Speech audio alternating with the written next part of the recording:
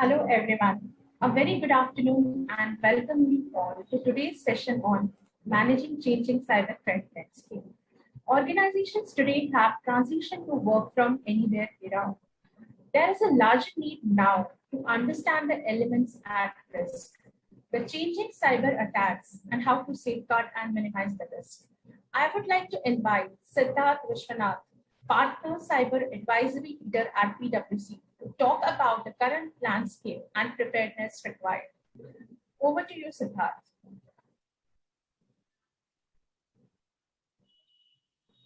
Siddharth, you're on mute. Hey, my apologies, the usual stuff for technology. So good afternoon to all of you. It's my privilege to be here, part of the NASSCOM event, and talk to all of you around this very thematic topic around how the threat landscape is evolving when it comes to cybersecurity. So clearly, post-pandemic, and I wouldn't even say post-pandemic because we aren't really sure whether the pandemic is behind us or not. But over the last 18 months or so, after COVID hit us, there has been a surge in number of cyber attacks. If you look at the number of phishing campaigns, that's gone up, that's surged. A lot of these phishing campaigns have actually leveraged COVID and themes around COVID and vaccines and targeted a lot of pharma companies. We've seen a rampant increase in number of ransomwares. So there's been almost a 5 times increase in terms of number of ransomware attacks. One of the significant ones is CNA Financials, where they ended up paying $40 million as ransom, and that's huge. This is one of the larger insurance companies in the US, and 40 million is not a small sum. Even if you look at the average payouts for ransomware, it's around $200,000. So ransomware has been on the rise and has become rampant across industries. It's not really peculiar to one particular set of industries. I think the other theme that we've seen play out is the focus of cyber attackers on operational technology. So typically, OT used to be targeted in the past as well. I'm not saying it wasn't, but it was largely for state-sponsored attacks. But now we are also seeing OT being targeted by cyber criminals who are looking for ransom payouts, etc. One such big one was Colonial Pipelines that impacted fuel supply in the east coast of the US. So that was a big one as well. So that's the second sort of theme that we are seeing play out in the marketplace. The third theme, I think if some of us probably follow the cryptocurrencies, the Bitcoins, Dogecoins, and the likes, and you would have seen there's been a fair bit of volatility and surge in the value of these coins, and that has led to an increased focus on cryptojacking, which is where attackers actually set up malware on your devices, on large organizations' devices and IT infrastructure, and use it to do crypto mining. So in some ways, your compute capacity is being used by some third-party criminal in trying to mine for coins. So that's again something that we've seen a surge in. And I think last but not the least, this is so much in the news. We've all read about Pegasus and Pegasus software to like a spyware being used by various governments across the world. In India, France, you name it, there are a number of countries that have been impacted by this. So there's a lot of surveillance related activity, even at an individual level. So these are some of the themes that are playing out in the threat landscape. If I were to look at a different aspect to this threat scenario, is how attacks have become more and more sophisticated. So you may have heard of the concept of advanced persistent threat. That is something that's playing out even more actively today. So it starts with something as simple as a phishing mail that lands at one of the employees' desktops, laptops, phones, etc. So the endpoint gets infected. From there is escalation of privileges. There is identity theft that happens, and then the threat actor is actually operating as if he's an insider of the company, and then sets up spyware and malware that exfiltrates data over a period of time. Such attacks don't get detected for months at large, maybe 6 months, maybe 9 months. I mean, some of these, there is a case of a large Indian private bank where an attack of this kind got detected 9 months post the event. So that's one. The second theme that you're seeing, even ransomware, the ransomware has now become more sophisticated than in the past. In the past, attackers would largely look at encrypting your data and asking for a ransom.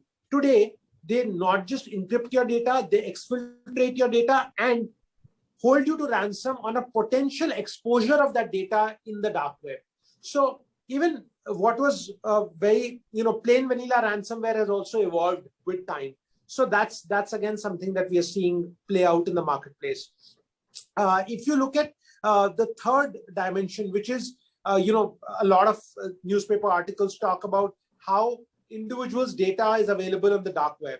So there's this concept called shadow profiling that plays out across the threat world, where data exfiltrated from multiple sources is triangulated by agencies on the dark web to get a more robust profile of an individual.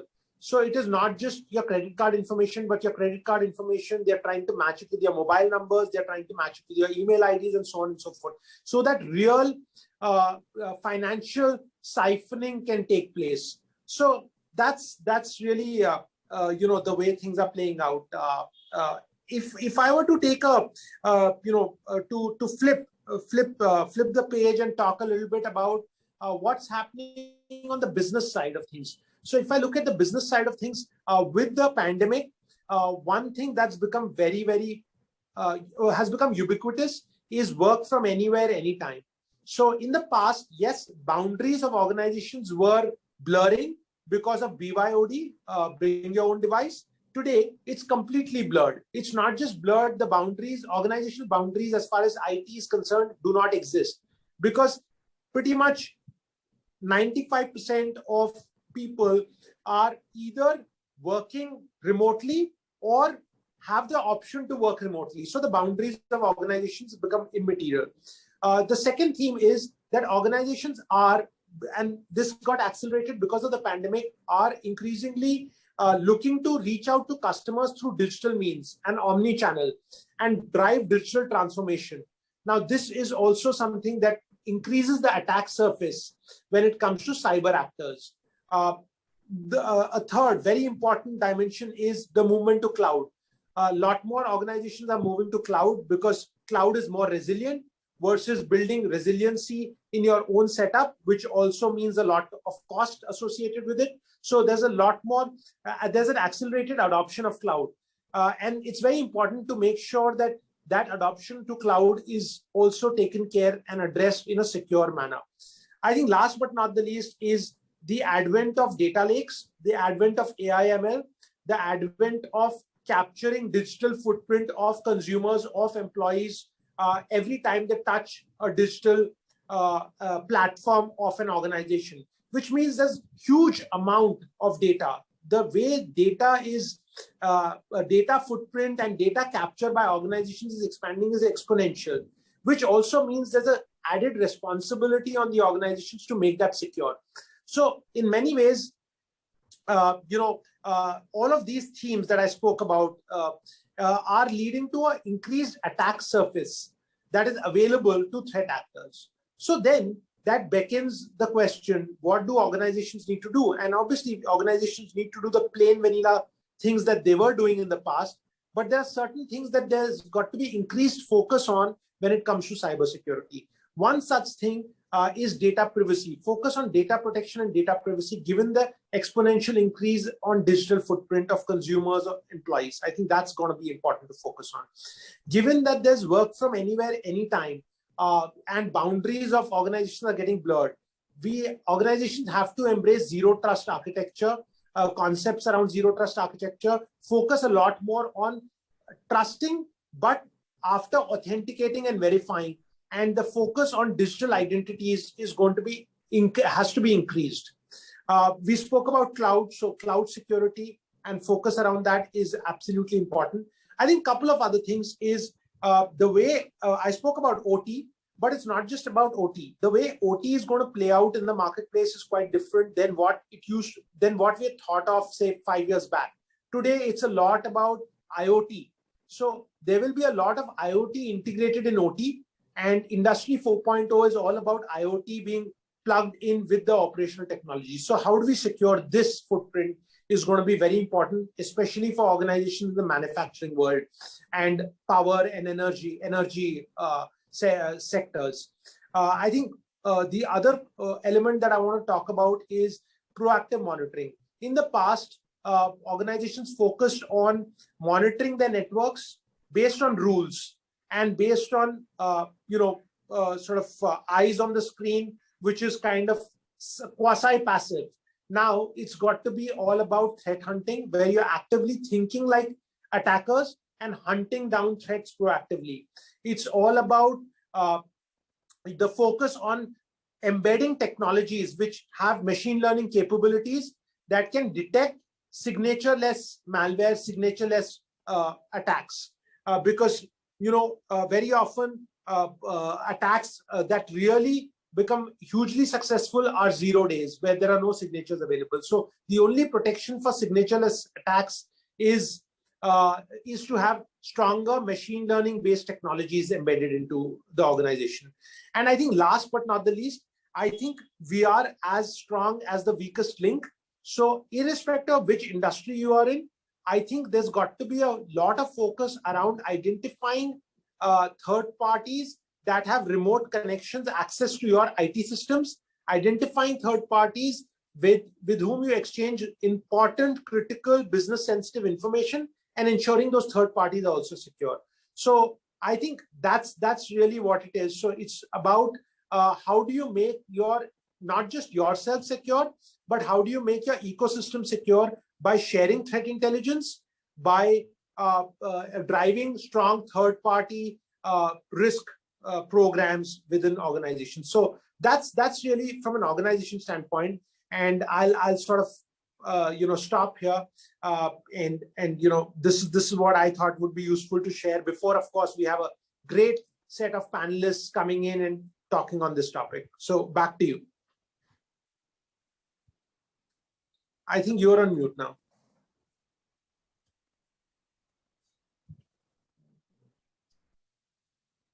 Thank you, Siddharth. Thank you for so meticulously covering various aspects of current threat landscape. While there is nothing like 100% protection, but resilient organizations are always prepared into detecting and reacting effectively in case of an attack. Our esteemed panelists educate on current cyber threat landscape and how to be prepared in securing their enterprises from next-gen threats. With this, I would like to invite Prasad, Regional Head of Western Region, for moderating this panel discussion and inviting panelists for the discussion. Thank you. Prasad, over to you. Thank you. Thank you, Amita, and thanks, Sid, for really great insights. A very quick session, but very good insights. And that also says the context for this panel discussion.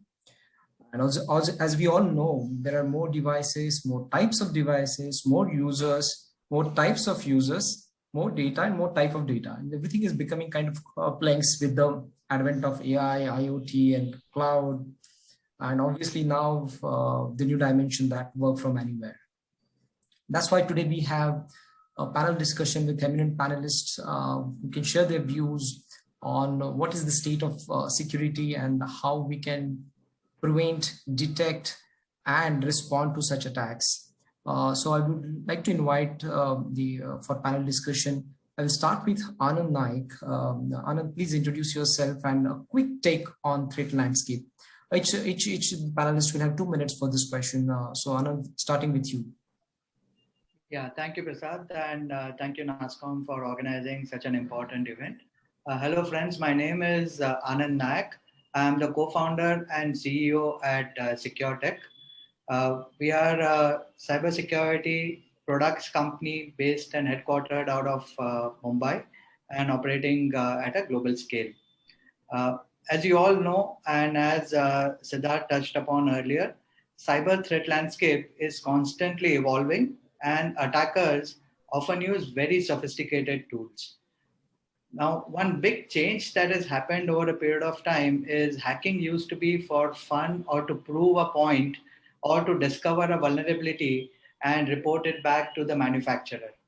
That has changed over the last decade and quickly changing even more so with the use of AI and other technologies to hacking for financial gain, which is the single biggest contributor to why devices and people get compromised.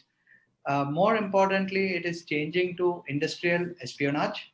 And some of the examples that Siddharth touched upon, whether it is Colonial Pipeline trying to bring down the entire environment and causing reputation damage to a nation.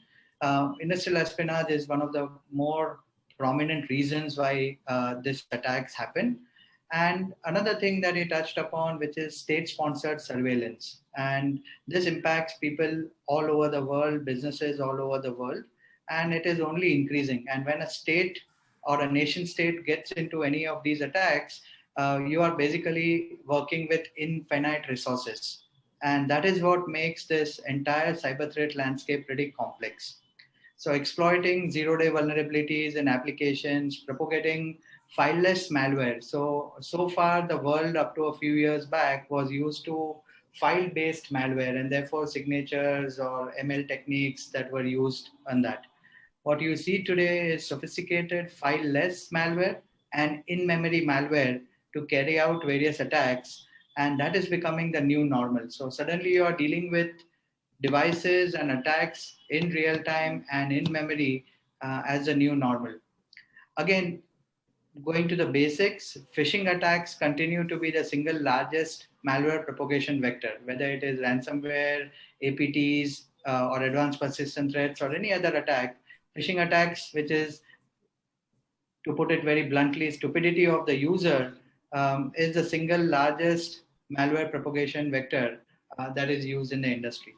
A little bit about SecureTech by way of introduction. So we have at SecureTech have a vision to simplify security by consolidating the technology landscape and reducing the number of products that enterprises have to buy and manage.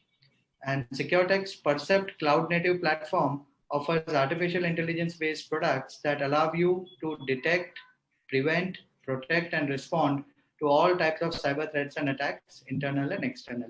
So thank you for this, allowing me to introduce myself, Prasad. Over to you.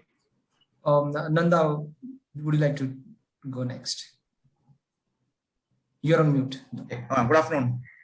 Okay, so I am Nandamohan Shranai, founder of the company called BestFit. I am basically a CISA and a CDPSC. I've got more than 30 plus experience in, and I've worn multiple hats in leadership position in business, operations, business development, and IT as well. So last 15 plus years, I am into this frame of cyber security, privacy, etc. So my take is the landscape. I would classify it into three separate categories. One is the threat landscape. So what has changed? As he said, now we will all talk about WFAA, work from anywhere, anytime, has led to what is called as an exponential growth in what is called as the attack surface. This is one major reason why the threat landscape is dangerous. The second one all of us know is now ransomware as a service. We all talk about DRaaS, PaaS, SaaS, IaaS and all. So getting hold of a ransomware software as a service is also one of the challenges, which is changing the same thing. Then because of unemployment or any other aspect, I also would like to call it cyber nexalism could be the right word for why this cyber threat landscape has increased. And of course, as one of the speakers said about the state actors, what is worrying us is the most important aspect in this entire cyberspace when there are state actors which has got infinite, as Anand had said, infinite resources, everything is infinite, straight away we can tell. That is one aspect of your threat landscape. I would also like to look at the other side of the landscape, which is the identification and the seizure landscape. So things are not as bad as you are aware of. In January 2020, the Emotech was captured by the police, US federal, and even the NetWalker, which was ransomware as a service, I would request all of you to go back and just look at the business model of what is called as NetWalker. All this could happen only because of international collaboration. So when we are talking about threat landscape, the need of the hour is the collaboration amongst the countries as well to fight cyber threat. So as we all seen it. So there is another important collaboration which I want all the listeners to know. There is something called noransomware.org. There is a beautiful site which is called noransomware.org, which is a PPP initiative by the European Europol, Kaspersky, etc. So the fight is also becoming equally important.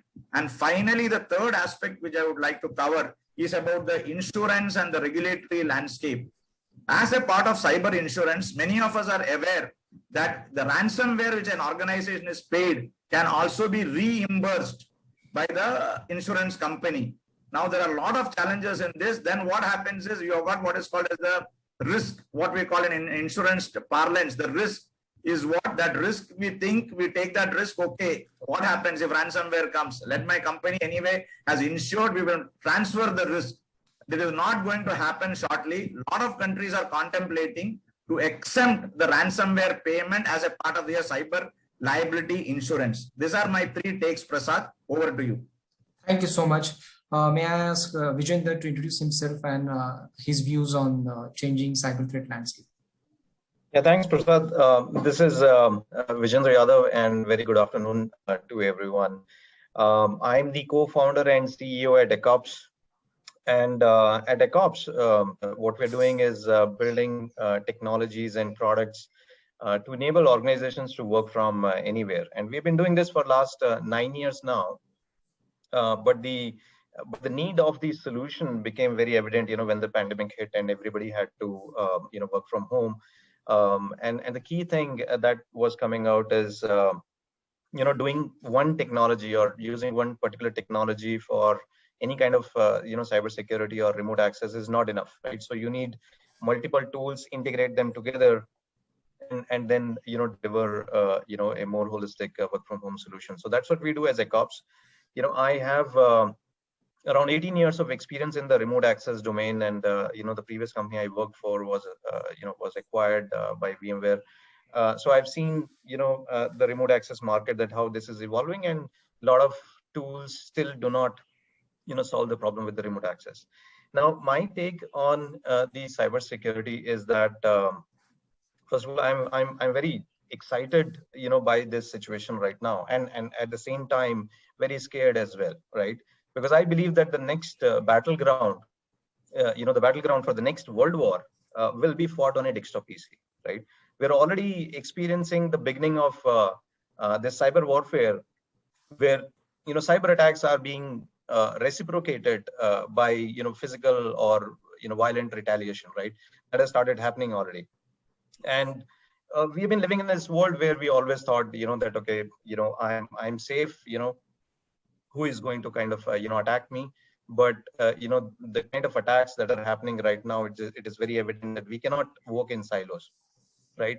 And all of us, including all the enterprise teams, the tools and the policies, they have to work together to handle this tsunami of the cybersecurity issues that we are facing, right? Anand spoke about, Nanda spoke about this nation state sponsored attacks, which are not targeted towards just the government establishments, but there are various interests, including the private sector, right?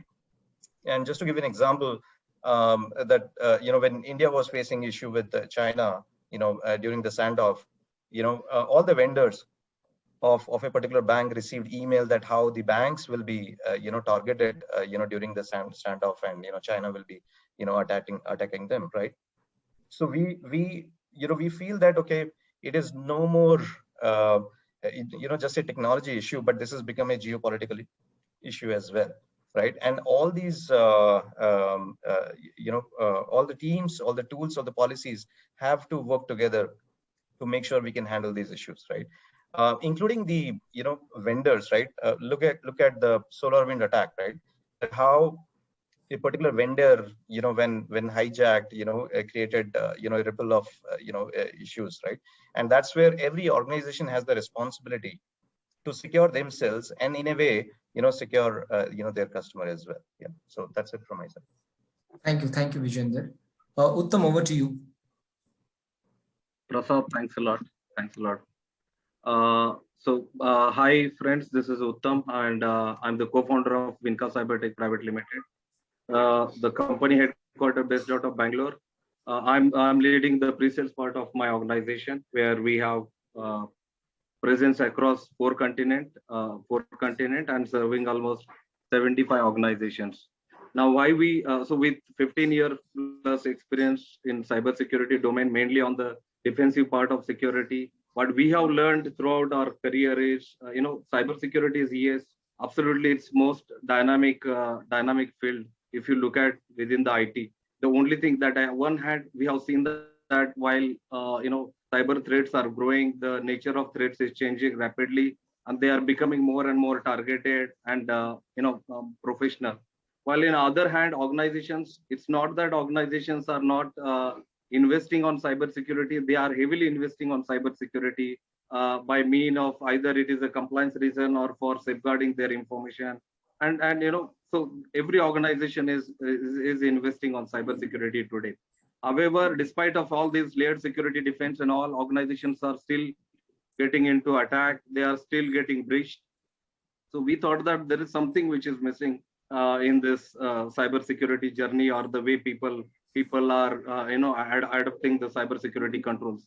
And that's how we started this journey 4 years back with the vision of safeguarding, helping organizations to safeguard their data. So it's not that, so while organizations are morely focusing about, while security, they are talking about product oriented approach. So we are slightly taking them away from the product oriented approach to the consolidated approach. So if you look at, I can still believe that no matter that how organized these attacks are, how advanced these attacks are, we should also focus on, while we talking about next generation technologies, AI and machine learning, we should also focus on, look at the foundation of our cybersecurity controls, foundation of cybersecurity, and that's what we have seen with many organizations. While they are focusing on next generation controls, they are missing the foundational controls. That's what we are creating awareness about those things. That why, because that is also most important aspect, having a good foundation.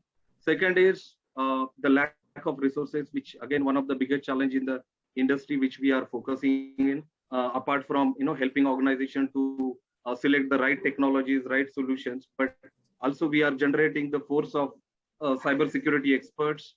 Because if you look at, there is another bigger problem here is, while we are talking about enabling people, the training, if you look at on one side, the trainings are not properly or adequate trainings are not available in the market.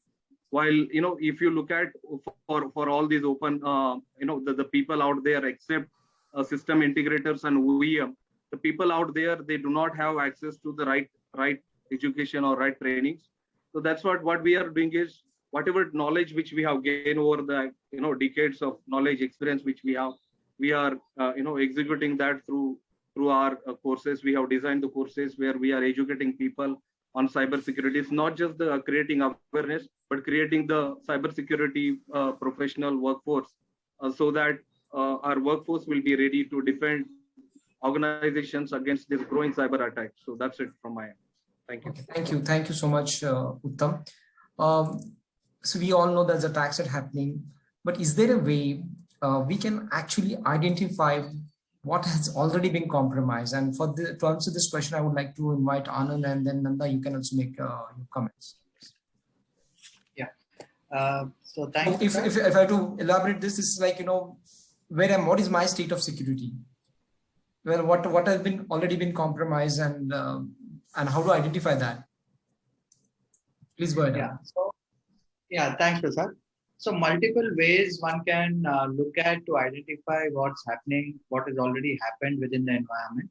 And if I were to broadly classify this, while there are indicators of compromise which are available, attacks coming in from outside, or looking at data logs, or looking at various device logs that have come out, exfiltration scenarios happening, I would broadly want to categorize it into two scenarios: attacks that have come from outside in, and any attempts of exfiltration on any challenges that have occurred from within the organization with an attempt to take the data out. These are the two primary modes of investigation that one needs to look at. And for both of these, there are multiple use cases that one could work with. For example, with an existing setup, one can look at, has there been any major data exfiltration attempt, few GBs of data being copied or transferred to a box.com or transferred outside of the organization. So bunch of use cases that point to what I call user behavior anomalies or entity anomalies, anomalies that basically say this is not the normal behavior of my organization, but I see this abnormality or anomaly kicking in, and therefore that is a need. There is a need for me to go into forensics or go into further investigation of why that anomaly has happened to rule out any attempt of attack or exfiltration. The other scenario is to look at, for specifically for outside in attacks, to look at things like threat intelligence and malware intelligence within the organization. So simple analysis to say, is there a communication coming into my organization from countries that I don't do business with, or domains or IPs that are already known and blacklisted, or users who are trying to come into the environment constantly doing various things. So multiple use cases. So apart from the indicators of compromise, use cases is a great way to identify what is already compromised. Obviously, tools are available: vulnerability scans, correlation tools, missing patches, which can be exploited by hackers or attackers. These are various tools that one can identify to see what could be compromised, and also identify whether that compromise is on a critical system with important data, or it is an attempt to come into the environment and try and create an advanced persistent threat kind of a scenario. So multiple ways in which one can do it. Another tool that I would like to point is a lot of organizations today use the MITRE ATT&CK framework. It allows you to kind of go and map different stages of the attack. They have divided these attacks into close to 9 stages, right from initial access, how unwanted people or attackers can get initial access into your environment, to what gets executed, to persistence of how they remain within the environment, to moving into lateral movements, command and control, and impact. So a complete framework that allows you to go and map different pieces of attempts of infiltration coming into your environment, or exfiltration, taking something out from your environment, is available today. A lot of this is available open source and do not need to invest. And there are technologies that are available from different vendors, including us, that allow you to bring all of this in one central place to go and identify these attacks. So to summarize, indicators of compromise is a great place to start. Using some framework like the MITRE ATT&CK framework is another great place to start. And this covers all these things, cover both cloud environment as well as on-premise environment. So people who are using SaaS infrastructure, some ServiceNow or a Workday or SAP Online, or people using IaaS or a PaaS infrastructure like AWS or Azure or any of these environments. Now, the same tools and the same techniques and mechanisms you will be able to work across this platforms, across this cloud pieces. So that's one big piece. And then you have different attack techniques, like I mentioned, different use cases and correlation use cases that one can look at, broadly classified into threat and malware related behaviors, and user and entity related behaviors. And you can segregate what is important for you from an organization perspective. Thanks, Anand. Nanda, over to your views on this. Being a cybersecurity practitioner and those people are practicing, I always swear by the NIST CSF framework, where we talk about identify, protect, detect, respond, and recover. So before detection, protection comes in, and then identification. So I will spend some minutes discussing what is the protection strategy, and then we will talk about detection. So as far as protection is concerned, all of us know, back to basics, one of the most hygiene factors which most organizations miss is the timely patch management. All of us are aware of the Equifax episode. If you ask me, it is not rocket science. So one of the basic fundamental thing, if you to quote Sherlock Holmes, it's elementary, my dear Watson. As a protection strategy, sometimes we miss out on the basic things. So that is one aspect. Second important aspect as far as protection is concerned, in the new landscape, what is happening is that scanning of the environment is a very, very important step. Most of us scan our environments. It is also important that organizations know what they have to look out from the external world. So what we call it as OSINT, or open source intelligence. There is a very, very powerful tool. I do not know how many of you are aware of this tool. Please note down if you are not aware of. There is a tool called Shodan, SHODAN. That tool is so powerful that you will also know the remote ATM vulnerabilities as well. So the landscape, some good points and the bad points. So even if you want to look at your vulnerabilities or your protection mechanisms and methods, don't look always internal, look outside and look at some things like OS and things like that. Then there is something as a protection strategy. Another important strategy which many organizations are doing as part of protection is deceptive technologies, what we call as honeypots in CISA subject, etc. So you've got products like Smokescreen, where they create a honeypot and somebody is a hacker who is coming into it. He looks at as if that is the original site.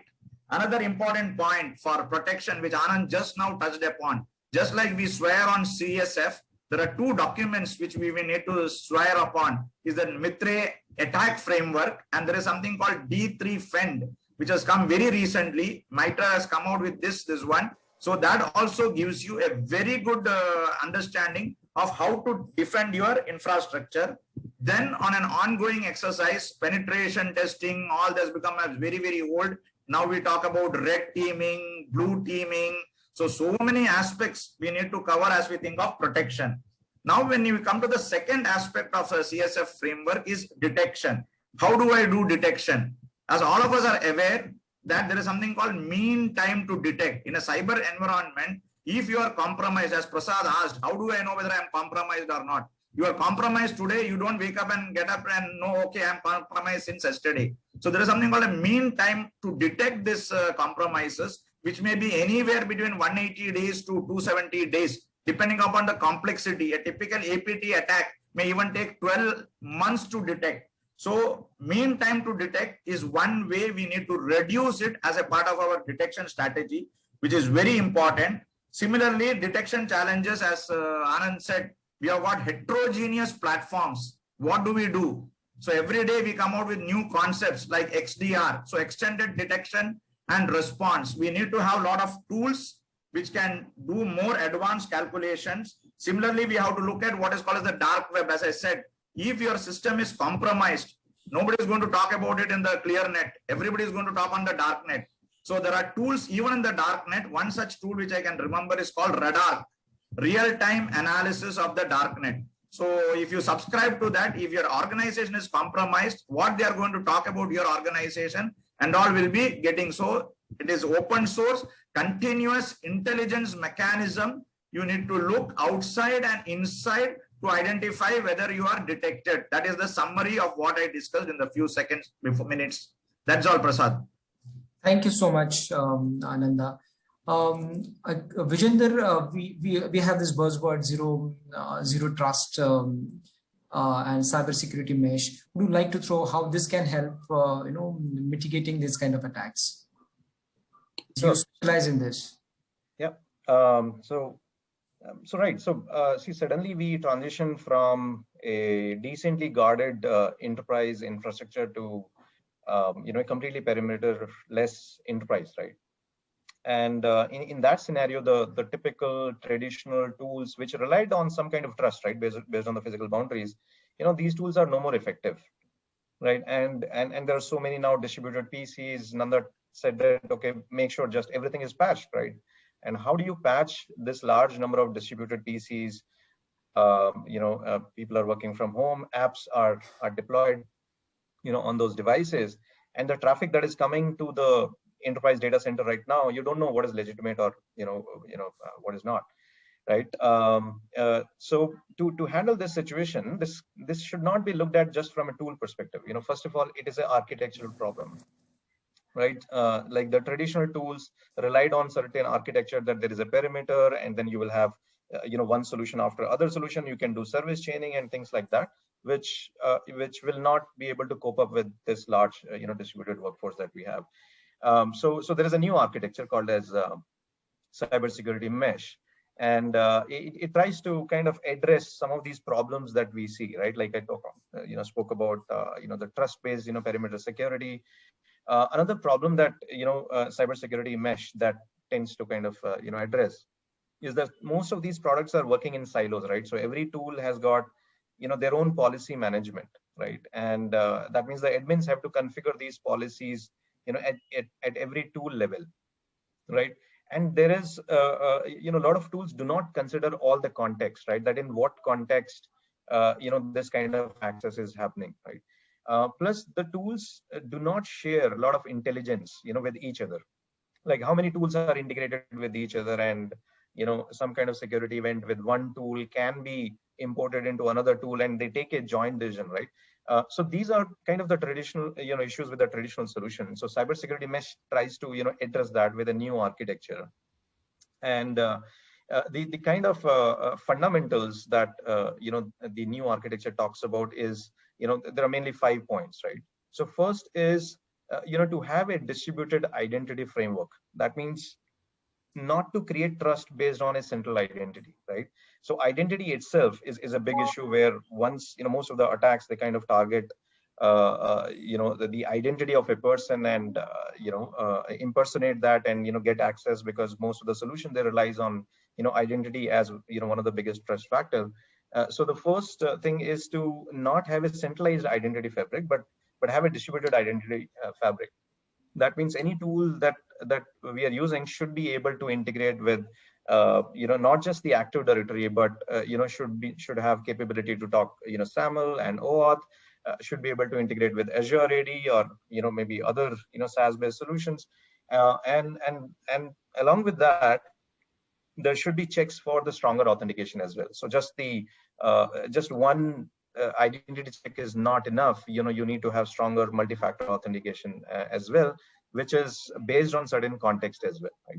The second thing is for the solutions to choose the solutions which can share the intelligence, right, with each other, and which can trigger security incidents, and that can be an input to other solutions, right? So build this intelligence between the solutions, and have the triggering functionality. The third thing is to bring the policy management at a centralized level, right? Because if the solutions are working in silos, there is a lot more configuration that is required into each solution. So rather than doing that, have a centralized policy management framework, probably let's say a cloud delivered policy management and orchestration solution, where the admin is configuring policies at the organization level, and each tool can go and pick up their portion of the policies from there. The fourth is to enforce the control at closest to the digital asset, right? So if it is a PC, right, how can you enforce the control at the PC level itself, right?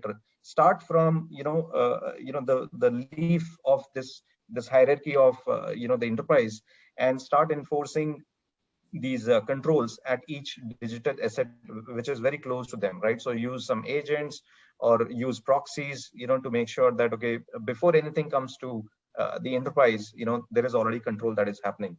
And the final and the fifth thing is to have this high level integration between different solutions, right? And that means go for the solutions which are rich in APIs, right? So that you can build the integrations, with these solutions, and they no more operate, in silos, and you can better, manage, these solutions. So some of the suggested tools, let's say, as part of the cybersecurity mesh is, for example, have adaptive access, right? Don't have rigid policies, fixed static policy-based access, right? So some of the tools which can handle that is modern identity access management solution, ZTNA-based solutions, cloud access security broker solutions, and the more prevalent solution now is SASE, right, which is a secure access server edge, right? So rather than relying on the traditional VPN, firewall kind of solution, we need to look at these more adaptive access, based solution. Second is solutions which can control the endpoints, and they provide security configuration management at the endpoint level, like MDM and the enterprise protection platforms like XDR and EDR, and then finally the cloud workload protection platforms, right, which are assuring that, okay, your cloud configuration is also secure. The third type of tools are content controls, right, which can ensure that the content that is coming to the enterprise are secure, right? So there you look at secure web gateways and DLP and email security, kind of solutions. Finally, just to kind of summarize on how to handle this perimeter-less digital workspace, and when you're trying to build this secure, the cybersecurity mesh, and the first thing that you want to target is to make sure that your workforce is productive, right? So how do you create this perimeter-less digital workspace? Is again to look at four things, right? So first is to implement an adaptive access policy. That means who you are, what device you're using, what is the health of your device, which application you want to access, and are you authorized, to do so based on several risk parameters that you have collected from different systems. For example, if you have an IAM monitoring solution which is giving you alerts that this identity seems compromised, or you have let's say your antivirus solution which is giving you inputs that this device seems to have a potential malware, right? Like there was a malware detected 2 days back, right? So have this adaptive access policy framework to build the digital workspace. Second thing is to create the digital workspace operations team. Now, one of the issue that we have found is that in any enterprise there are two set of teams. There is a end user team which was very skilled in handling the desktop related issues, right? But they're not really that skilled to understand the kind of modern threats and also the speed at which the technology is changing. They are good in handling the desktop issues, but not really good in handling the digital workspace related issues. And the second team, which was very focused on the data center solutions, they don't really gel with the kind of the workspace related issues, right? So there is a need to create a new team which is called as digital workplace operations team, which can now kind of handle these mix of technologies, right? Third thing is to focus on the end user experience as well, because the moment users who were used to kind of working on a desktop and they had to deal with less of technology, the moment you make adaptive access, you make their workspace as digital, say for example delivering through VDI, the end users will start having user experience issues. So there is a need to have a proactive operational analytics in place so that you can identify those problems and user don't tend to ask for alternative. Like for example, if something is not working for me, I will go and find alternative to it, right? So there is a need to have that better user experience. Otherwise, the management and the company may decide not to implement certain kind of solutions which are required, to create an effective digital workspace. And finally, go and modernize the app delivery infrastructure. I mean, it is no more good to have keep on buying desktops and install applications there and go for a thick PC based computing, but the need is to go to a more digital workspace in terms of where your applications are running. So app virtualization, desktop as a service, those kind of now the modern app delivery infrastructure should be deployed.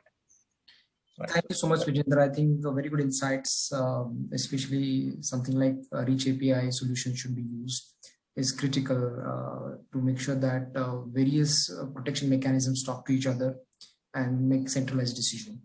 Well, there is a question from the audience. It's one is on AI ML. How AI ML is being used currently to for detection or prevention of attacks, and I will pose this question to Anand, and then Uttam can also share his thoughts on that. Right. Thanks, Prasad. So AI is used in, I would argue, all aspects of cybersecurity response and detection and prevention today. So if we were to break this entire realm into protection and detection and then response, in the protection area, you are looking at AI being very actively used on devices, on agents that are installed on machines to detect malware in real time, or to detect attacks in real time, or to detect 0 days within the environment. And AI by itself, their machine learning and the next stage of AI basically has three constructs to it. First is the entire feature engineering and feature selection aspect. So when I say AI is used on the endpoint to detect, malware, fileless, all file-based, the feature selection of what to detect is very different than AI being used in other aspects, which I'll touch upon. So AI feature selection is the first critical building block of where this AI will be used.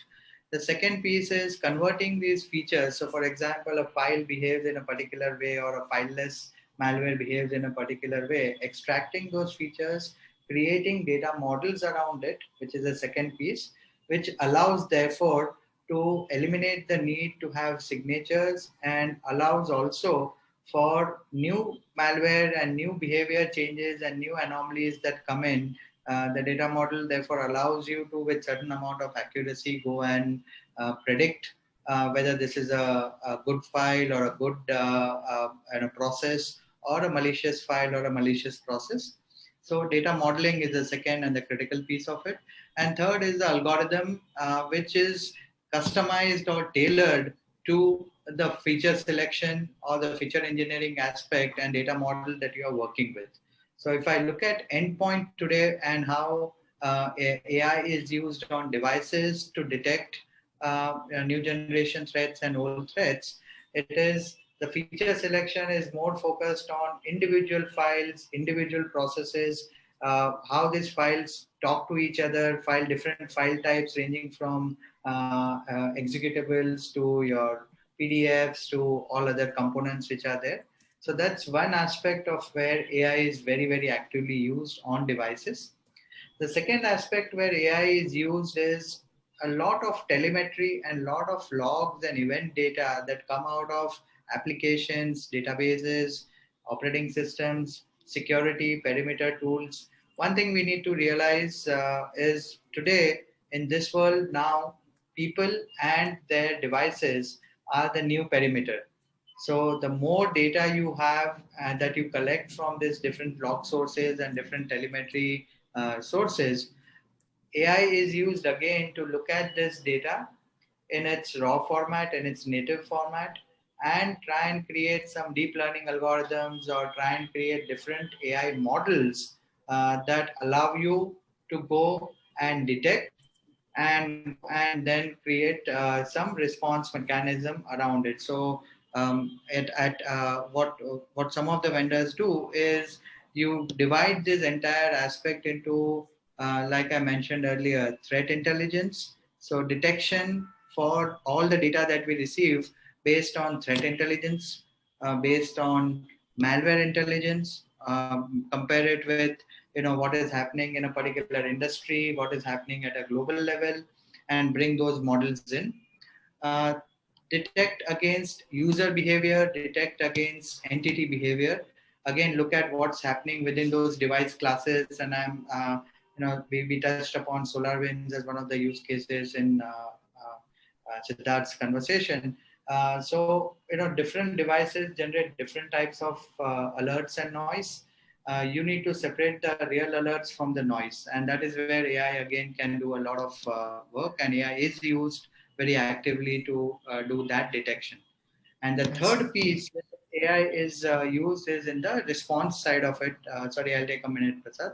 AI is used in the response side, where you are trying to see, having detected something with a certain amount of confidence, how are you going to either in an automated way respond and prevent that leak or prevent that attack, or in a semi-automated way, how we can go and create a workflow that allows you to bridge the gap and bridge the process gap that exists over there. So across the board, whether it is devices or as an entity together, AI is very actively used today in detection, protection, and response. Thank you so much. So I have another question from audience actually, and which is also part of this panel discussion questions, is how do you manage to respond to an attack? I would request Uttam to respond to this. Uttam, please keep your response brief, and then I would like Nanda to talk about what are different websites, authorities, etc. we need to reach out when we're responding to attack. Uttam, with you, what technical measures we should take when you think that you've been attacked or the system has been compromised? There are different ways to respond to the threat. One is proactive way and the other one is reactive way. No, I'm talking about if attack has happened. So if attack has happened, then there is, so there is a way like you have to first you have to reach out to the various authorities to declare that you have been attacked. And this is what the challenge which we have seen in India. A majority of organizations, they don't do when they come across of any kind of incident, the moment they come across of those kind of incidents. The other aspect is, isolate the systems which have been attacked so that you can minimize the surface attack surface, and you focus on investigating the threats, how that has been happened. You go to the root of that issue and ensure that you will design, you will include all the required technical controls or measures so that you will never face those kind of issues again. The key, in order to continuously keep watching whether you are attacked or not, I believe someone mentioned that continuous monitoring is a key. We have to continuously monitor our infrastructure. No matter which product we are using, believe me, a product will not at all solve any problem. So no matter you buy any solution, you buy EDR, XDR, or any solution, whether the solution offers all the controls or all the techniques which are mentioned in the MITRE framework, doesn't matter. That is not going to help you. What is going to help you is critical. Whatever you have, you should implement that properly. Ensure that is configured in a properly. Your end users are trained properly, and you have a team for respond. In case continuous monitoring, and then in case if you come across any kind of response, responding that quickly. That is what the key. Otherwise, product alone cannot help you in any case of incident. And reporting those incidents whenever you believe that it is right, because in India we don't have such enforcement or law anything which can enforce people to immediately declare, which we have seen with other organizations or other countries, like mainly in European and US countries.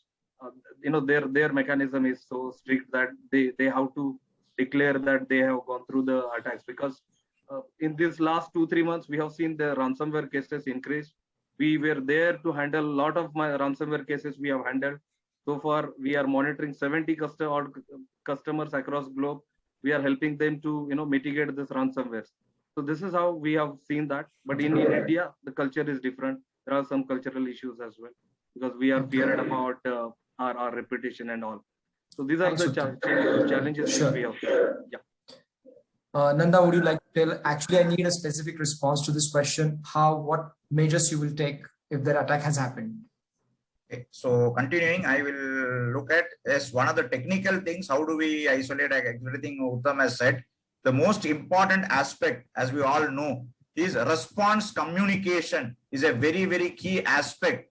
And whether you have a well-documented process or a procedure, that is why if you look at the regulators in India, just like we have got what is called as a DR drill, we also now got what is called as a cyber drill. So RBIs and the SEBIs of this country ask the key players to undertake a response cyber drill. And this cyber drill, the response communication flow, etc., the RBI looks at it and then finds out how relevant it is or how the organization is well capable of. So response communication plays a very important role in addition to the technical aspects. So when we come to response communication, I would answer your question in two parts. One is B2B and one is B2C. B2B is when an organization has an attack, how do they respond? What all response communication they have to do? And B2C is as an individual, if you are attacked or you have got a financial fraud committed on your account, how do you handle it? So let me first talk on the first aspect. So there is a legal requirement. Uttam was just now telling about the legal requirement. I do not know how many of you are aware of this. Almost 20 years over now, we had the Information Technology Act. So the moment there is a vulnerability and there is an incident, we are supposed to report it to the certain at the as soon as ASAP. And as per the Information Technology Act, there is a penalty of 1 lakh rupees or 1 year's imprisonment for non-reporting of important vulnerabilities and incidents to certain. So one reporting from a legal IT Act framework, enforceability is a challenge, Uttam, but we have to know that we are supposed to do it. That is why, as Uttam said, once the data privacy comes, the data breach comes, where the monetary penalty is going to be huge, then people will slowly start reporting. So one aspect of reporting is vulnerability analysis and incidents to certain. Then we again talking to the Indian scenario, there is another organization called NCIIPC, where we have to report three things. We have to report vulnerability, we have to report malware, we need to report incident. Again, this is the laws and the legal requirements are as per Information Technology Act. The next reporting comes in the response communication is to the regulators, which I talked about, SEBI, RBI, and your IRDA, etc. as the second aspect of reporting. There also, if you read press reports, there were few huge incidents in one of the banks, and RBI is never shy away in imposing penalties to the tune of few crores for non-reporting of such cybersecurity incidents. That's the second aspect as far as B2B is concerned. Now, when we come to B2C, post this pandemic or as the pandemic is happening, as the problems have increased, we do not know where to report if your account has been leaked or a wallet has been, OTP has come and your money has gone out. Go to the police station. Where do we go? What we have to do? All these things, there is a beautiful initiative of this government. I don't know how many of you are again aware of this. This has been launched in this year, April. There is a toll-free number called 155620. And there is a portal which is under the Ministry of Home Affairs called cybercrime.gov.in. As I started in the beginning, one of the biggest challenges of implementation cyber security is coordination with multiple agencies. So this 155620, the platform is now, there is a very good interaction between the police and the financial institutions. So once you report a crime of loss of card, all types of cyber crimes, which is defined in the IT Act, including ransomware, can be reported on this site. Once it is reported on this site, multiple stakeholders from the back end will have a very good workflow. And as per the newspaper report, more than 1.85 crores have been recovered as a part of this effort by the government of India. So we have to look at B2B response communication and we have to look at B2C response communication.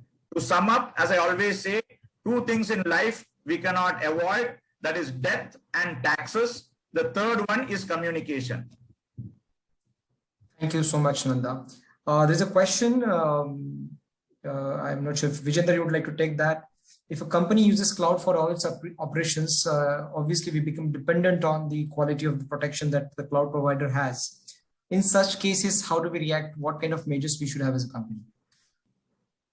Vijender, just a request, please keep your response short. We are running out of time. Yeah, sure. So see, one is the cloud providers, because this is their bread and butter, right? So they are already making sure that the cloud infrastructure is very secure. It is definitely secure than the infrastructure that we are setting up in our data centers. There is already a lot of skill gap that we have, in our IT teams. So the cloud providers are making sure that they invest heavily in the security technology. So one is, you can be assured that the cloud is always more secure than the enterprise network. The second thing is when you're putting your data inside it, there are simple techniques like just data encryption, right? And the cloud providers have gone to the extent of providing key management at the hand of the enterprise as well, right? So that means whatever you are putting there, you can store there, which is encrypted, and that means even if somebody gets hold of it, your data will not really be lost. And on top of that, they have all the compliances to ensure that there is no unauthorized access to your environment. So as long as your configuration is right, and you utilize the security benefit provided by the cloud, you are definitely more secure in a cloud environment. Thank you so much, Vijender. In the interest of time, I think we'll take a pause. Thank you so much, all the panelists, for your valuable input. I hope it would help the audience, and I'm sure they're taking notes as well. With this, I would like to conclude this panel discussion and hand it over to Amita for next presentations. Thank you, Prasad. And while it is very difficult to get into the mindset of cyber criminals, it is at least possible to predict two things. We will continue to be creative and surprisingly inventive, and organizations will need to continually reinforce their digital hygiene and cybersecurity. And with that, I would like to invite Tripti from this portion to quickly talk about a case study around cyber threat. Over to you, Tripti. Right. Thank you so much, Amita. Good afternoon, everyone. I am Tripti Desai from Riskquotient, and Riskquotient is a niche cybersecurity and information security consulting company, and I take care of the service delivery for Riskquotient. I've been in this industry for more than 15 years, and I'm going to present a case study today about the Cosmos Bank heist that happened in 2018.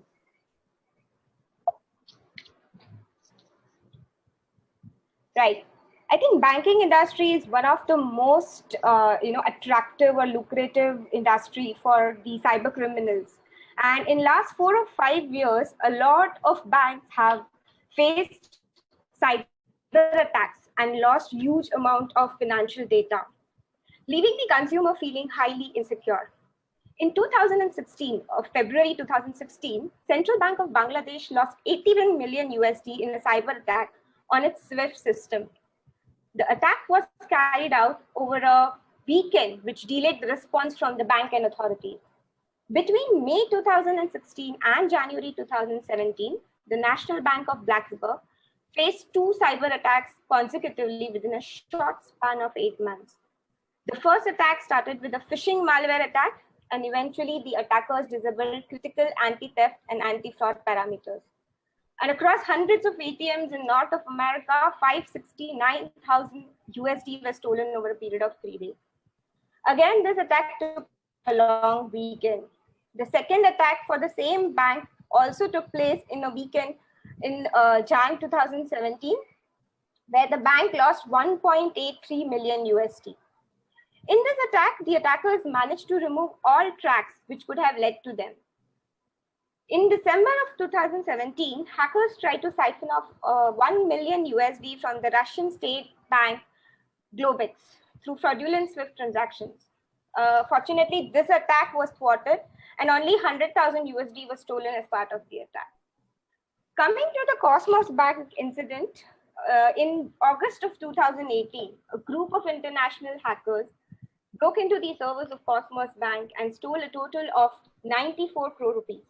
Out of this, almost 80 crore were through fraudulent ATM transactions across the world, and 13.9 were through fraudulent SWIFT transactions.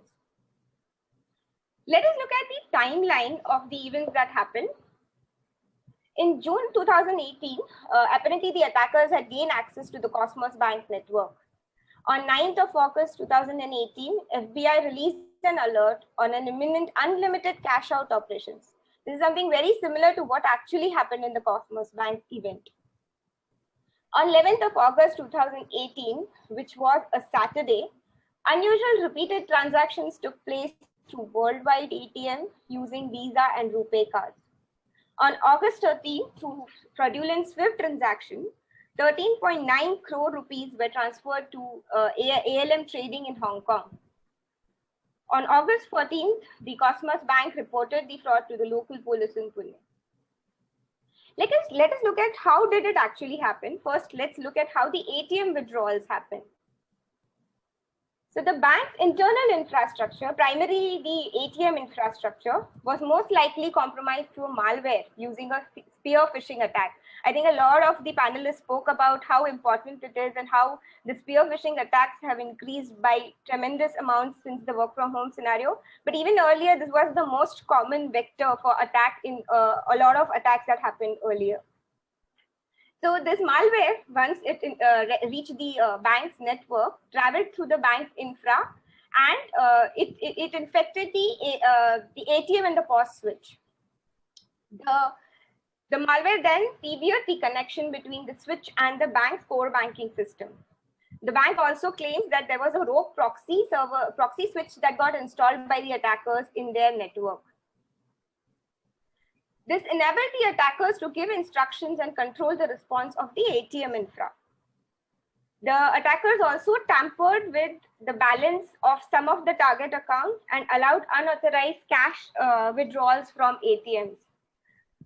Designated mules across the world were waiting for some signals. As soon as they got these signals, they started immediately withdrawing cash from ATMs using Visa and RuPay cards. And since the CBS, the core banking system of the bank, was completely kept out of loop, none of these withdrawals were recorded or committed to the accounts. It is quite possible that the attackers stole customer data and cloned cards for the theft, which were used to withdraw this across the ATM in the world. How did the SWIFT transaction happen? So on August 13, 2018, the malicious threat actor continued to attack against the Cosmos Bank, likely by lateral movement.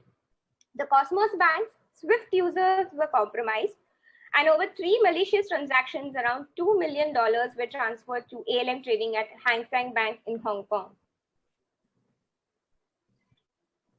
So what could have prevented the bank, what could have the bank done to prevent such kind of a situation? Let us look at some simple controls that could have helped the bank in some way. I think Nanda and Anand, both of them spoke about how important the patch update is, right? And I think it is one of the most basic control that an organization should implement, updating their patches of their operating systems and software. A lot of organizations don't do because of sometimes sheer negligence of the IT team, and a lot of time because the business team do not give them downtime. So that is something which is very important. And of course, the test infrastructure. So amount of attention that the test infra gets is quite not enough. And the UAT systems are usually not patched. And at the same time, sometimes these systems are connected to the production systems, leading to potentially dangerous vulnerabilities. Another simple control that the organizations can implement is application whitelisting on their critical systems. How this will help is it will prevent the attackers from installing their malicious remote tools, and it will also help to identify unauthorized attempts that may happen where they try to run malicious applications on their system. Of course, network traffic analysis, network monitoring, and log monitoring is not no longer a choice for the banks, and it is one of the most important necessities. So basically, continuous monitoring and regular analysis of your network traffic would help the bank prevent very nasty outcomes. So that is something very important that the organizations should be implementing. Like we saw, and a lot of panelists spoke about with respect to the awareness of the users, right? Almost all bank heists and other major attacks seem to have started with an unaware or careless employee clicking on the malicious link. So user training and phishing on phishing and other social engineering tactics is very important, no matter how repetitive it seems to the end user. If you note, when we spoke about the heists that took place between 2016 and 2018, most of the attacks were executed over a weekend, and the alert that otherwise might have been actioned upon went unnoticed. So We call this the holiday syndrome. The banks probably have to start being extra vigilant on holidays because the attackers usually, exploit this vulnerability of the bank where they do not monitor their setups on the weekend or the holidays. We also saw a lot of these heists. The SWIFT network was the SWIFT operations of the banks were targeted, and it's very important for the bank to regularly, monitor the advisories. SWIFT regularly updates and sends out advisories to protect their system. So it's very important for bank to keep an eye on these advisories that SWIFT releases and implement them immediately. Last but not the least, separation of duties or dual authentication procedures for critical transaction and operations is very important. So even though the attack vectors and the types of attacks are getting more and more sophisticated, a lot of panelists spoke about what tools can be implemented. It is important to implement products and solutions to protect your critical data. But I do believe it is very important for all the organizations to implement the basic security controls and processes which we were following even earlier before the cyber threat became so dynamic. This will go a long way in protecting the organization. With this, I thank you all for your time and conclude my presentation. Thank you, Trupti. Now I would request Akshay Dixit, CEO from Enzym Technology, to quickly present the case study. Yeah, hi, thanks everybody for having me here. Great discussion. Is my voice audible? Yes, actually. Okay, great. So thank you everybody for giving me this opportunity. I will quickly introduce myself and my company. The company is Enzym Technologies Private Limited. I am the founder and CTO. So we are basically a cybersecurity consulting, training and solutioning firm. We specialize in incident response, threat hunting, red teaming, and specific customizations, automations, specifically targeted towards cybersecurity. I would just like to set up a context for this case study that I'm going to present. So it's one of the projects that we did for our client, and this kind of incorporates a lot of points that were made by the panelists. Not going through the general statistics. Social engineering has become more sophisticated, as Sid had already pointed out. Employees are targeted both at office, at home, not just at office anymore because it's work from everywhere. Ransomware numbers have increased exponentially. Most of the times the breaches are not reported or detected internally. It comes from the outer source. And one of the important things is that the work from home in organizations has caused decreased efficiency in security operations. Coming to very specific type of trends that we noticed in the type of incident response and analysis that we've been doing over the number of years for a wide array of clients globally, is that now Metasploit has decreased as is not the most preferred form of solution. Cobalt Strike and Empire are more preferred modes of developing the exploits and the payloads used for these types of exploitations. Something we already know, Windows-based exploits are higher in number. Most of the commonly attacked services are firstly the remote services, then the Windows internal services, and PowerShell has gained a lot of traction in terms of exploitation. Now coming to the case study. So we've done a lot of these things, but I wanted to kind of bring one of those cases in a generic fashion so that everybody understands, and it kind of, I'm really happy that it incorporates a lot of things that were mentioned. So one of our clients was facing, because of the pandemic situation, decreased budget, everybody working from home, security operations being all scattered, and the phishing attacks being more sophisticated. They were, since the past year, they were facing a lot of increased probes from hackers. More sophisticated phishing attacks were happening. They suspected few targeted attacks in their organization, and obviously security operations were not working. Now they did have a functional and a relatively really good SOC, but what was happening was not every asset has a constraint of in terms of the flexibility being integrated with the SIM. and or they wanted to explore what additionally they can do that kind of fits into their budget, not going to something a very large scale, but rather have something done for them that can help them first understand what is going wrong and then have a comprehensive scalable solution. So what we did was primarily we did a preliminary red teaming activity for them. We defined a task for us that, you know, we'll try to, since they were facing the phishing attacks a lot, we'll try to access the corporate emails. We'll obviously, needless to say, that we'll also try to get into the production network. Now, not going through all the phases of the MITRE or the CKC to tell you what a red teaming activity would typically look like. We were able to achieve initial compromise through phishing. So we could gather the credentials of the valid employees that we wanted through targeted phishing campaigns. We used those credentials to log into the internet facing applications, and we discovered the application vulnerabilities to kind of upload our payload, which was then delivered to separate infrastructure, separate types of users. That is how we were able to compromise a couple of servers. Once we were on the server, we established the foothold by making a reverse connection, establishing kind of a CNC to emulate the type of an attacker, and from which we can give the command and get a better stronghold on the compromised servers.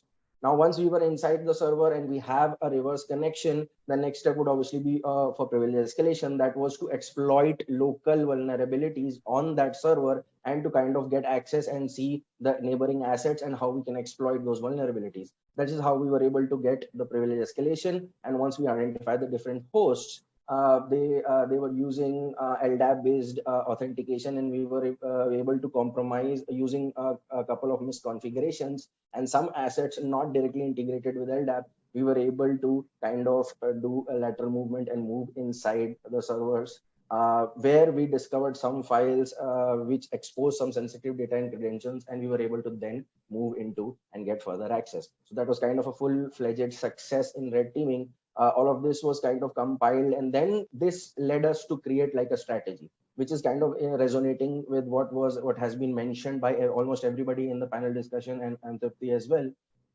That we need to now build something, and we need to give them something which is not just a product. We need to give them something which is continuous. We need to give them which is powered by a solution, but also has the right skill set and manpower and is a continuous process. So since we are in automation and a product, we have our own proprietary products as well. We have a solution called as BRISK, which is Breach Response and Investigation Software Kit. It's an expert system that we have developed that we use to rapidly do threat hunting and respond to incidents and reduce the time drastically. So what we did was we provided managed incident response and threat hunting operations to the client. It was a cloud-based solution. Somebody in the audience asked a question wherein solutions, do they monitor the remote targets, the remote machines as well? So through a cloud-based deployment, we were able to monitor and kind of cover the remote working people and their endpoints as well. And we did active 24/7 threat hunting. We also are specialized in integration, which is basically your SOAR, security automation, orchestration and automated response, and robotic process automation. We were able to create scripts and robots to kind of make the solutions talk to themselves. We helped in the vulnerability scan automation and integration with your current security operation tool stack. Needless to say, all of this, along with an incident management framework, strengthens your existing SOC and your operations. And then through periodic red teaming and phishing diagnostic activities, we were able to ensure, subsequently providing trainings, that they have complete coverage, and in fact, the framework is working for them. Now, this solution essentially enabled them to have a holistic coverage of all assets, proactive detection of threats, managing all the incidents, better visibility, and scalability. So this is pretty much what I wanted to present as quickly as possible, because I know time is of the essence. So yeah, I hope I was able to give some insights. Thank you so much for having me. It's been an honor. Thank you. Thanks a lot, Akshay. Really appreciate a quick turnaround in terms of case study. Now we have Ashok Agrawal from BRISK Pro presenting his case study.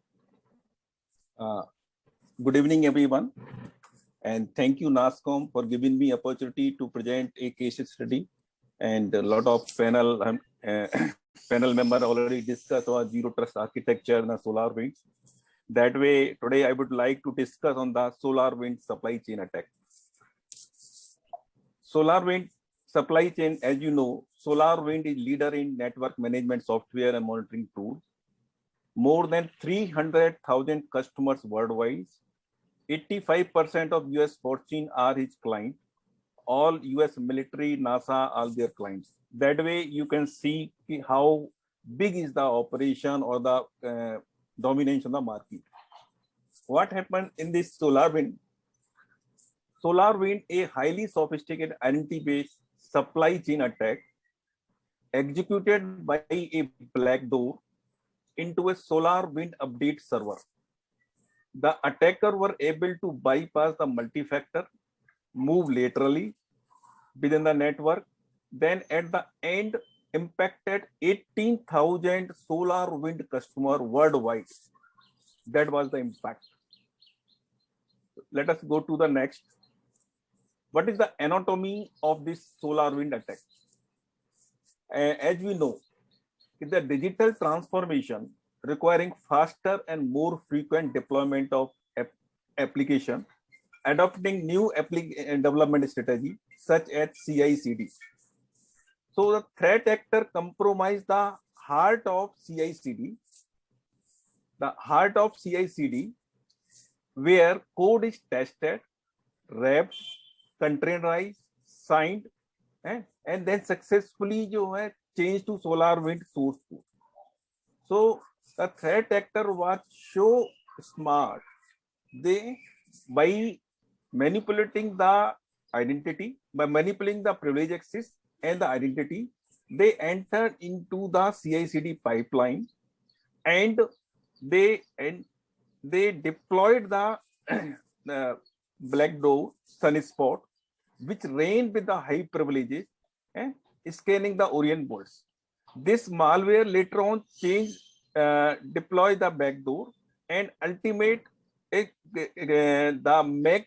backdoor identity was hidden, and they restored the original file name of the build.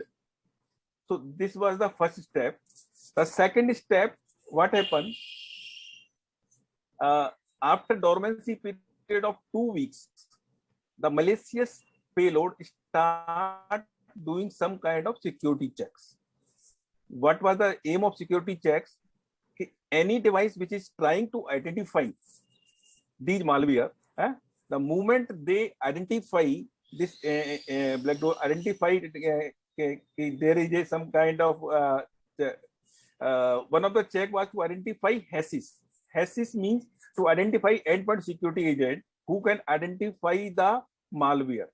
If it is identified, either terminate this agent or suspend itself, so that identity is secure.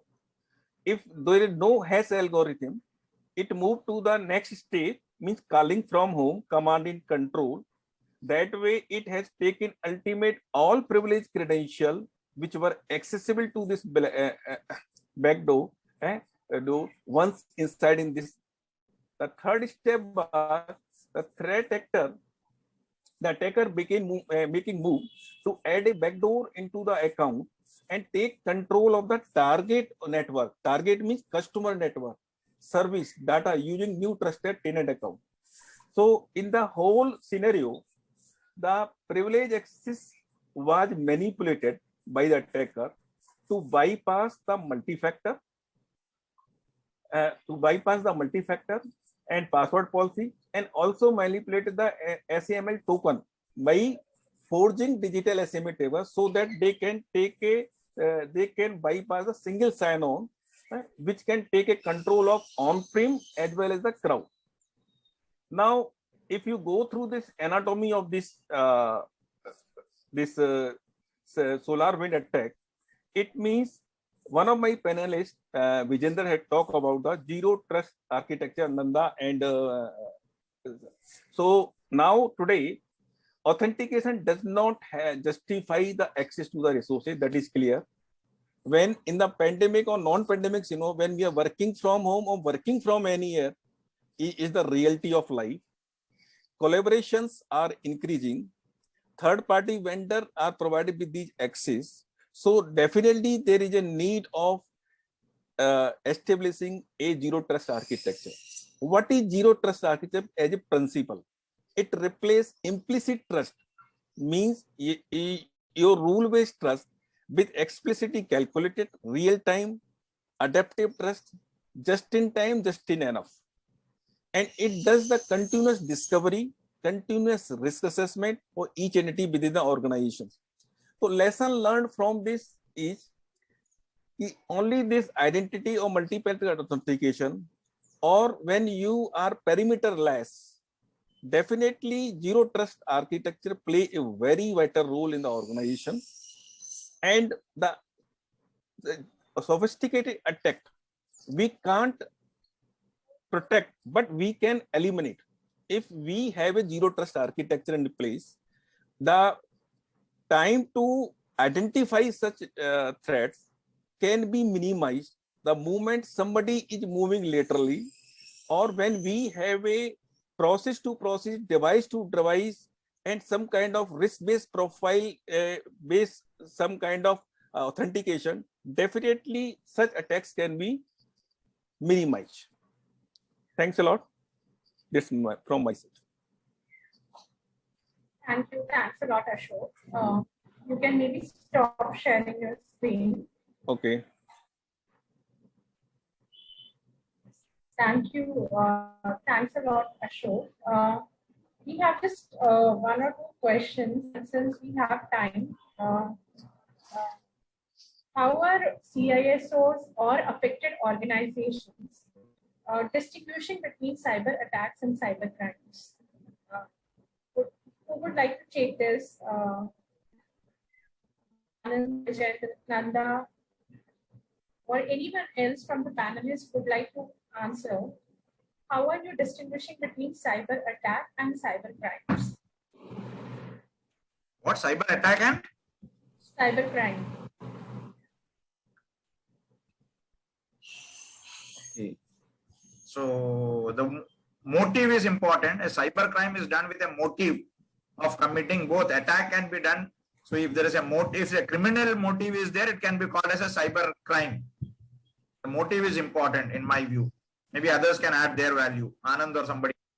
Yeah, so I believe that cyber attack or cyber crime both lead to ends which are definitely not desired by the victim, and therefore both of them are the same wine in different bottles, if I were to use that analogy.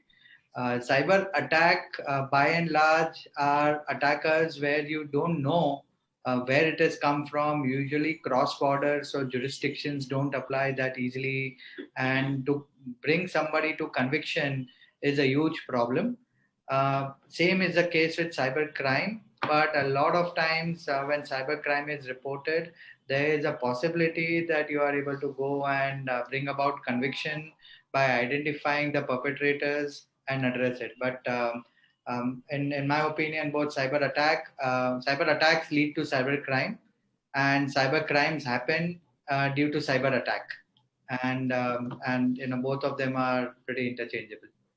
Thank you, Anand. Thank you, Nanda. I think there's one question for Trupti, which also she wants to answer. So how did malware, Trupti, this is specific to your case study. How did malware compromise bank's ATM switch and install proxy, which requires in-depth knowledge of internal systems? Yeah, so there are two things. One is definitely there were some vulnerabilities in the ATM setup or the ATM infrastructure of the bank, which was exploited by the attackers, right? Once they entered, they did the lateral movement, they tried checking various vulnerabilities within the network, and that is how they got into the ATM switch. With respect to how, whether the attackers had internal knowledge about the setup, that is something a lot of people are still contemplating, right? There's no clear answer to that. But yes, a lot of people did mention at that time, probably there are some insiders who had, the attackers had some insiders who could have helped them do that. So that is something, there is no definite answer to it right now. But yes, there were some vulnerabilities which were exploited by the attackers. Thank you, Prabir. Does anyone would like to add something here? How did? Yeah, just one point that you don't need in-depth knowledge of internal system to install a malware proxy. So as long as you find a compromised system, and that system you are able to go and route your traffic through or route your transactions through in this particular case, that machine itself acts as a proxy. It is just a piece of code which is sitting there and that infected machine already, which can be used to do exfiltration around it. So in this particular case study also, install proxy doesn't need any insider here. You just need a compromised machine, and today open proxy tools are available for you to download through opensource.org or wherever one can go. As long as you have a compromised machine available, that machine itself can act as a proxy here, which is what happened in this particular case. Thank you, Anand. Thank you, Prabir. So last question for the day, and Vijender, would you like to answer? So from a security point of view, is single sign-on good, bad, or it does not matter? And especially for banking kind of a setup. Well, if you ask me personally, I will say it does help with security, although it is looked upon as a convenience method, because the moment you bring single sign-on, you're bringing in simplicity, over, the identity management. That means, there is one application that the bank is trusting that will make sure that the identity is proven, right? And the rest of the application trust this application, right? Also, this avoids like inconvenience in terms of users having to remember, the passwords across multiple applications. The moment you remove the passwords from multiple apps, you're already strengthening the overall security, because then users don't tend to, share password, have a pattern of the passwords, right?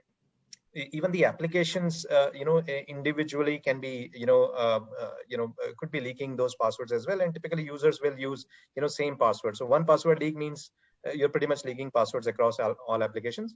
However, SSO does, it cannot be just implemented with just SSO. You need to have, something like, a CARTA principle, which is based on continuous adaptive risk, assessment, principles, and ZTNA principles, where you ensure that from where that particular access is happening. That is definitely very important to evaluate. So SSO done right is definitely good for security.